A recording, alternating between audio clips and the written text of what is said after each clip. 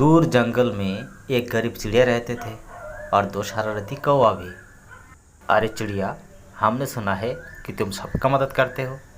खुद का तो रहने के लिए घर नहीं है, तिनकों के घर पे रहते हो। बारिश आते हैं तो भीग जाते हो और भूत सवारा है दूसरे का मदद करने का।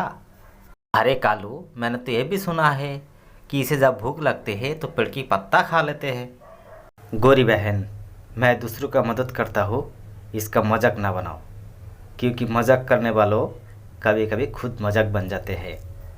अरे जा जा, तेरी बातों से कोई फर्क नहीं पड़ता। तू गरीब है और गरीब हमेशा कमज़ोर होती है। फिर अगले दिन चिड़िया जब दाना की तलाश में जाते हैं तो उसे एक चिड़िया के बच्चा दिखाई देते हैं। माँ, तुम कहाँ चली गई थी? मुझे बहुत भूख लगी है, मुझे कुछ खाने को दो। ये लो बेटी, मैं तुम्हारे लिए कुछ दाना लेके आया, खा लो इसे।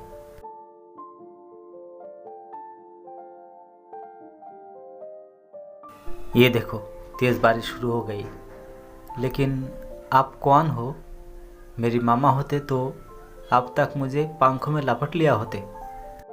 डरो मत बेटी, मैं तुम्हारी माँ जैसी हो।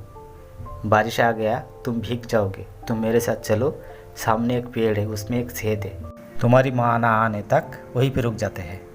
चिड़िया बहन, अच्छा किया तुमने मेरे अंधे बच्चे को बारिश के हाथों से बचा लिया। मेरे बच्चे पेड़ की उस छेद में अभी सुरक्षित है। लेकिन सास कहो तो चिड़िया बहन, आजकल तुम्हारी जैसा मदद करने वाला मिलते ही कहाँ है। अच्छाई का तो अब जमाना ही नहीं रहा। बहन, किसी के साथ अगर अच्छा करोगे तो तुम्हारा साथ भी अच्छा ही होगा। तो हमेशा दूसरों का मदद किया है और मुझे पूरा यकीन है अगर मुझ पर कोई बुरा समय आ जाए तो सारा पक्षी मिलकर मेरी मदद करेंगे।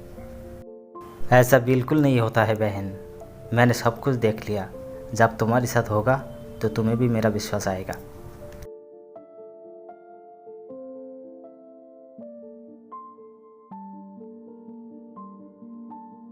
बच्चे, अब तो तेज़ बारिश शुरू हो गई और मेरा भी तबीयत ठीक नहीं है। आज मैं दाना लेने नहीं जा सका। तुम लोग क्या खाओगे अभी? माँ, आज रात के लिए थोड़ा सा भोजन हम दोनों कर लिए है और सुबह होते ही बारिश रुक जाएगी और आप ठीक भी हो जाओगे। फिर रात हो जाते हैं और फिर सुबह। माँ, जोरों की भूख लगी है, पर मैं क्या करूँ बेटा, मेरा भूख तो ठीक नहीं हुआ। किसी के पास जाओ और थोड़ा सा भोजन मांग के लाओ। आंटी, मेरी माँ बीमार पड़ गई, वो भोजन लेने नहीं जा सके और घर में थोड़ा सा भी भोजन नहीं है। आप मुझे थोड़ा सा भोजन दे दीजिए। अरे बच्चों, इस बारिश में तुम्हारे लिए भोजन कहाँ से लाओ? मेरे पास भी थोड़ा सा ही भोजन बचा है। आंटी, मुसीबत में दूसरों की मदद करना चाहिए। मेरी माँ भी शायद आपको कोई ना कोई मदद किया था। तो क्या करूँ, मैं भूखी रहकर मेरा भोजन तुमको दे दूँ? देख लिया ना माँ, तुम हमेशा लोगों की मदद करते रहे और आज जब तुम बीमार पड़ गए तो कोई तुम्हें थोड़ा सा भोजन भी नहीं देना चाहते हैं। ऐसी बात नहीं है बेटे, तुम उनकी बातों का बुरा ना मानो। दूसरों की बात जाओ, वो तुम्हें ज़रूर मदद करेंगे। गोरी कौवी खिचड़ी बना रही थी और उन बच्चों को उसका सुगंध भी आ रहा था। आंटी, मेरी माँ बीमार पड़ गए और कल बारिश होने के कारण मेरी माँ ने कोई दाना नहीं ला सकी, इसलिए आपके पास भेज दिया। आप मुझे थोड़ा सा भोजन दे दीजिए। कालू, ये दानवीर टूनी के बच्चे आए हैं, थोड़ा सा भोजन मांग रहे हैं। देखो तो अपना घर पे भोजन है कि नहीं।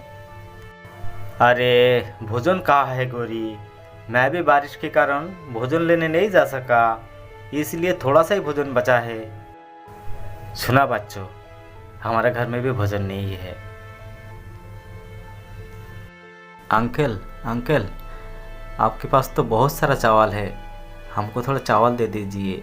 मेरी माँ बीमार है, इसलिए भोजन लेने नहीं जा सका और घर में थोड़ा सा भी भोजन नहीं है। मैं सबके पास गया, कोई थोड़ा सा भी भोजन हमको नहीं दिए। मेरी माँ सबका मदद करती है, लेकिन आज जब वो खुद मुसीबत में पड़ गए तो कोई मेरी माँ का मदद नहीं कर रहे हैं। इसीलिए मैं आपके पास आया। क्या आप मुझे थोड़ा चावल देंगे? क्यों नहीं चिड़िया के बच्चे, मैं तुमको चावल नहीं भोजन देता हूँ, जाके खुद खाओ और अपना माँ को भी खिलाओ। ये लो। माँ, पूछोगी नहीं ये भोजन मुझे किसने दी? मैं आपकी बात सुनकर कौवे के पास गए थी, लेकिन कौवा ने भी मुझे लौटा दिए। फिर मैं सोचा पक्षियों ने तो हमारी मदद नहीं की, चलो इंसान के पास जाते हैं। इसलिए एक अंकल के पास गया था, तो उसने मुझे ये भोजन दे दिया। बोले जाओ, ये भोजन अपना माँ को खिलाओ और खुद खाओ। हाँ बेटी, मैं ही गलत थी। सबका मैं मदद किया और मेरी मुसीबत में कोई मुझे थोड़ा सा भी मदद नहीं की। आज के ज़माने में मदद लेने वाला तो बहुत है, लेकिन मदद करने वाला कोई नहीं है।